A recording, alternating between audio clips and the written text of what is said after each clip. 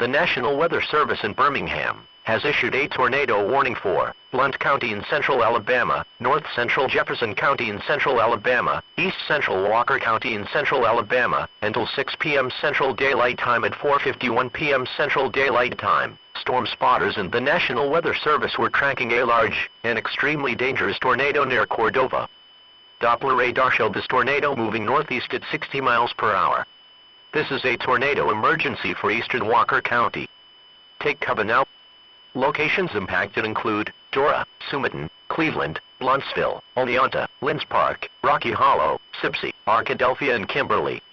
This includes Interstate 65 exit numbers 280 through 282, US 78 exit numbers 65 through 72.